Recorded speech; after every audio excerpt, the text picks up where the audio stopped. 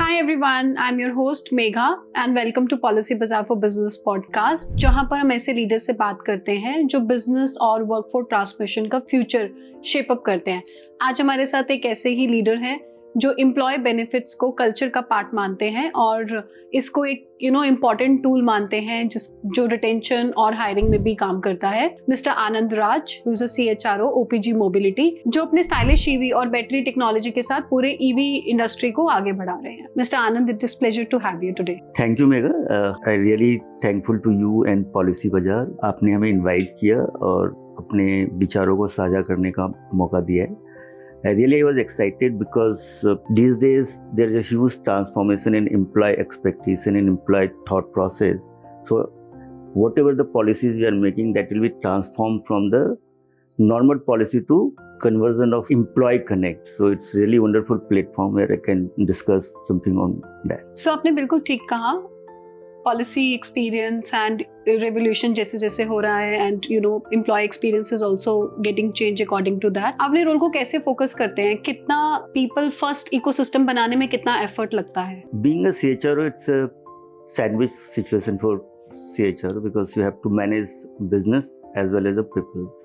तो जब आप बिजनेस और पीपल दोनों को मैनेज करते हैं and you have to see both sustainability, reliability and profitability. तो जब आप कोई पॉलिसी डिजाइन करते हैं तो ऐसा हो, not it's like a very popular kind of a things only. It should be the reliable and sustainable for a longer period, and we should not impact on the profitability of the business. जब ये तीनों combination साथ चलते हैं तो आपकी policy long term में जाती है और लोगों को भी काफ़ी हेल्प करती है और कंसिस्टेंसी होती है। सो आज के डेट में जो न्यू जनरेशन्स आ रहे हैं उनके लिए बड़ा इम्पॉर्टेंट होता है कि आप पॉलिसी को कैसे कन्वर्ट करते हैं उनके फ्यूचर नीड को लेकर। सो उसके लिए आपको कुछ एडिशनल चीज़ें भी लानी होती हैं, फिर आपको मैनेजमेंट को कन्विंस भी करना होता है कि ये सारी चीज़ें कैसे बिजनेस के प्रॉफिटेबिलिटी को इम्पैक्ट करेगी और कैसे ब्रांड को इम्पैक्ट करेगी। तो थोड़ा डिफिकल्ट तो है, बट मज़ा आता है जब when you combine two different aspect of two different pole, north pole और south pole, bringing at the equator. Correct, management से एक बजट लेना और फिर उसके हिसाब से डिजाइन करना, I think it is a difficult task and keeping this in mind that every employee should be happy around it. So rightly said. So ये डिजाइनिंग से कनेक्शन का जो आपने कॉन्सेप्ट बताया है तो काफी पावरफुल है। आप इसको OPG में कैसे इम्प्लीमेंट करते हैं considering different type of employees? Diversity आज के डेट में ऑर्गेनाइजेशंस की नीड होती है। Across pan India we have people and we have to make policy और research, particularly once we go for the medical or in insurance policy. So how they are available across pan India, that is very much required, because people who are earning 30,000, 40,000, who are going for the medical benefits, at the time of, suppose that they are becoming parents, at the time of delivery, it is very important and huge aspect. एक बिना non AC के घर में रहने वाली family जब hospital जाती है उसको एक AC रूम मिल जाता है, 40,000 उसकी कवरेज होती है, तो फर्स्ट माइंड सेट उसकी काफ़ी क्लियर हो जाता है कि क्या हमारे पास है क्या नहीं है। बट उसको बच्चे का फर्स्ट कमिंग और उसकी जो इंजॉयमेंट और उसकी सर की जो टेंशन होती है कि पैसे कहाँ से आएंगे, इतने पैसे में कहाँ से लगाऊंगा, दैट गो आउट। तो that gives a pleasure of a coming, it's not the tension for. नहीं तो आम जिसके पास कोई इंश्योरेंस या कोई अच्छी पॉलिसीज अगर ऑर्गेनाइजेशन हम डिफाइन नहीं कर पाते तो पहले उसकी टेंशन होती है, यार मैं 40,000 या 50,000 जुगाड़ कहाँ से करूँगा, how I will manage, how I can take my wife to a good hospital. तो ये सारी कनेक्शंस करना बड़ा सोचना पड़ता है जब आप प्लान करते हो। साथ में हम कनेक्ट करते हैं because we are in the Indian our rich culture. तो उसमें ये है कि we belong to family culture. Family में the most important after your wife, kids, the parents, because parents need also with the policies. तो people have a very different connection and loyalty to our organisation. Correct, truly काफी strong example दिया आपने। So with this I can understand that आपने जो भी बोला वो सिर्फ आप पर्क्स नहीं मानते हैं, बेनिफिट्स को एक कल्चर का पार्ट मानते हैं। तो आप कैसे डिसाइड करते हैं कि किस तरह से इसको डिजाइन करते हैं और क्या इम्पोर्टेंस होता है इसमें? मेरी ऑर्गेनाइजेशन ये पार्ट तो नया है OPG मोबिलिटी, बट अगर if we go for Okaya group as together, it's around 30 years old organisation. Diversified business है, नीड्स भी बड़े डिफरेंट हैं, हमारा एज ग्रुप भी डिफरेंट है, even the top management and an employee also. I am dealing a director of a 25 years old and chairman of 85 years old, male, female, different age group, same in the employee also. those people are at the age of 21, and we have generally don't retire people who has long service, and still there are people who are working at the age of 75 and 80 with us. So उसमें जब design करते हैं तो उसमें ये नहीं सोचते क्या ये सिर्फ एक इंडस्ट्री में जो बेंचमार्क चल रहा है उसको जस्ट फॉलो करना है. Because I always believe if you have followed only the benchmark, then it's a common thing. And if you want to create something different आप कैसे क्रिएट कर सकते हो जब आप डिफरेंट ग्रुप ऑफ पीपल की जो प्रॉब्लम्स हैं, उनके इशूज़ हैं, उनकी फैमिली रिलेटेड कनेक्ट हैं, उसको आप कैसे मैप करते हो. हम सारी पॉलिसीज जो बनाते हैं, it's not only as a like it's not mechanical, it's basically psychological also can impact on people, so we focus on that. अब हम हेल्थ इंश्योरेंस के बारे में बात करते हैं. हर कंपनी हेल्थ इंश्योरेंस ऑफर करती है, बट एम्प्लॉयर्स को फील नहीं करता, उसके बेनिफिट्स को नहीं समझता. सो आप ओपीजी में कैसे इसको डिजाइन करते हैं? Megha, if you go through my experience and past experience, I spent around 25 years in industry, in a different kind of industry.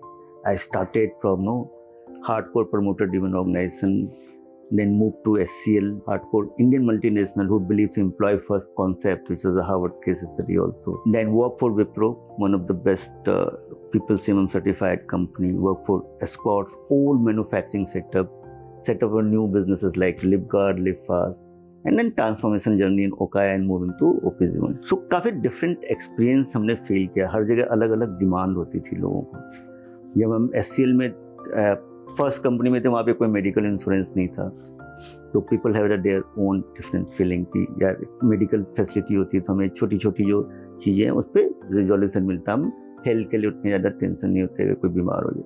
ये आप कौन से ईयर की बात करूँ जब बिगनिंग 2001 की मैं बात करूँ, when I started my career. जब मैं SCL मूव किया 2005-06, तो एम्प्लॉय फर्स्ट जब कॉन्सेप्ट उससे समझ में आया. First time I have seen any organisation in my life who are caring their parents also. तो उसका जो को रिलेशन था ना बड़ा अच्छा था, और वो पार्ट एक नया डिफरेंस था. जब हम विप्रो में गए तो इट वाज द हाइब्रिड की कंपनी भी पे करती थी, एम्प्लॉय भी पे करती थी.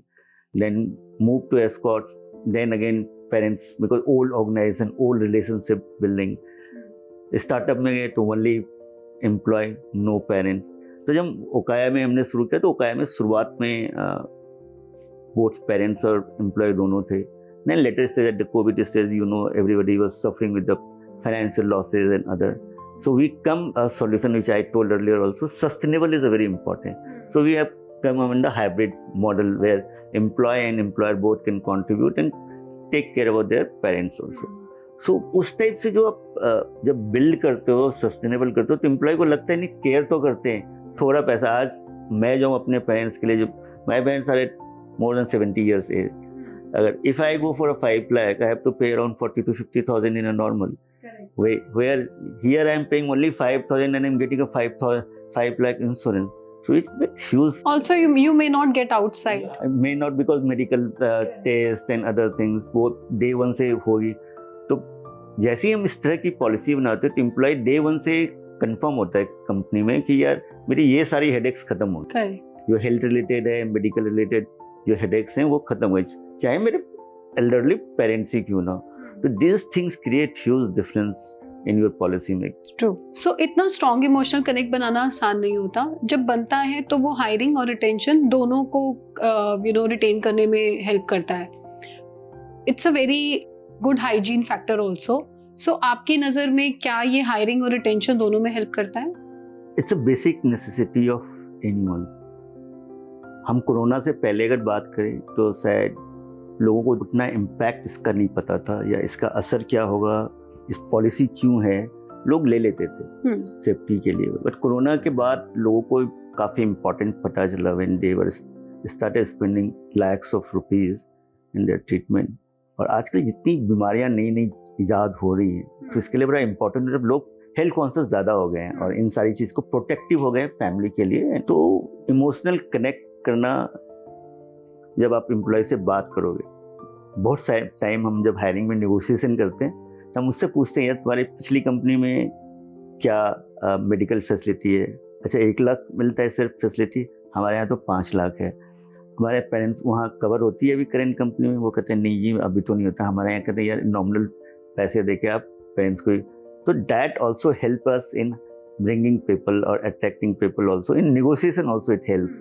कभी हो सकता है सैलरी में हम 50,000 बचा लें जिसका यूज़ हम मेडिकल फैसिलिटीज़ में भी करें, but that was not a purpose, but it helps to think people, हाँ यार ये कंपनी जो है ना एम्प्लॉय फ्रेंडली है, एम्प्लॉय की केयर करती है, प्रोटेक्टिव कंपनी है, because this protective and sustainability बहुत इंपॉर्टेंट है। तो प्रोटेक्टिव कंपनी जब उसको लगता है तो उसको ज्वाइन करना आसान होता है।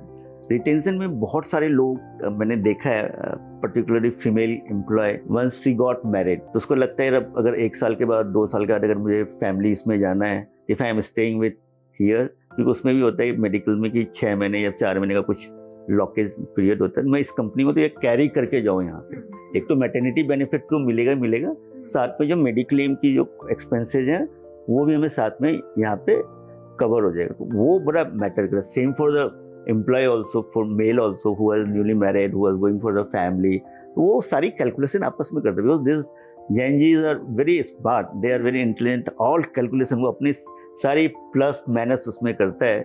तो ये प्लस माइनस में ये हमेशा प्लस में लेके जाती है ऑर्गेनाइजेशन को, तो it's really help people to hire as well as a retain. So आप बोल रहे हैं कि जब लोग इंटरव्यू के लिए आते हैं तो एक्चुअली वो मेडिक्लेम के बारे में एंड बेनिफिट्स के बारे में बात करते हैं। बहुत सारी कंपनियां अभी जो है कोरोना के बाद जिन्होंने मेडिक्लेम इंट्रोड्यूस तो किया, but they are not paying from their pocket, they are taking from the employee salary, while in my organization in OPG Mobility we pay from our pocket, from the organization side। वो बहुत impact होता है यार, हाँ मेरे CTC में 50,000 की या 25,000 की बेनिफिट्स हो गए हैं, तो वो बहुत डिफरेंट एस्पेक्ट को डिलीवर करते हैं। Mr. Anand, you're using this policy for a very long period now in OPG.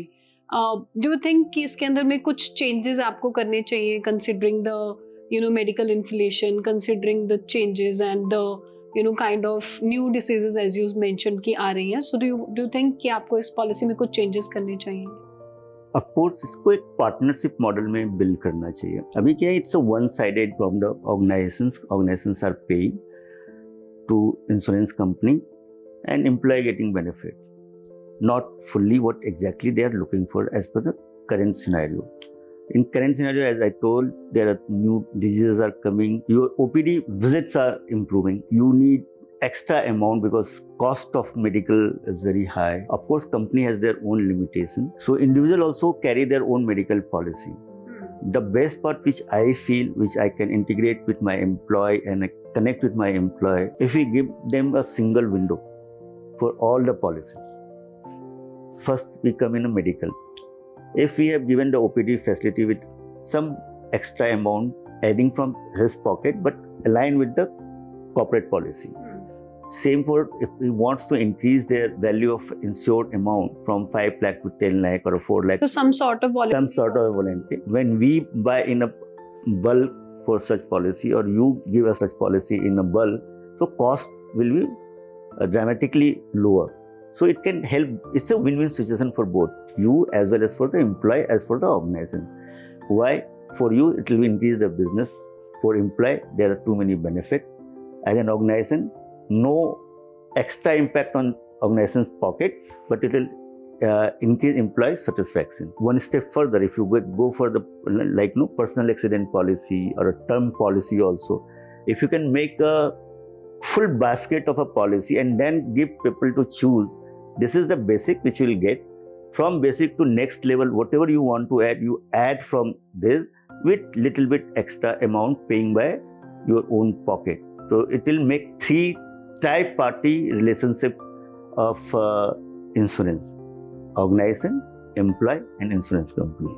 So चलिए कुछ quick क्वेश्चन से इस पूरे पॉडकास्ट को रैप अप करते हैं। Mister Anand, I will ask you few questions if you can just answer me quickly. Let me try. Fit trend जो आपको ओवररेटेड लगता है? एक बेनिफिट ट्रेंड ओवररेटेड है, जैसे ग्रेचुइटी को लोग करते हैं। लोग आज के डेट में स्टेबिलिटी उतनी होती नहीं है, इट्स ओवररेटेड है। कब एम्प्लॉय के पैसे जाते हैं, कंपनी के पैसे भी लगते हैं। एक बेनिफिट जो आप चाहते हैं हर इंडियन कंपनी ऑफर करे?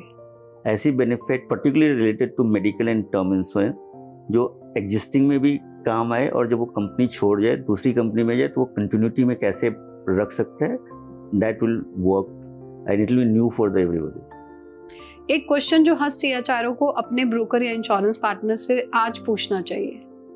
भैया आगे कैसे कंटिन्यू करोगे?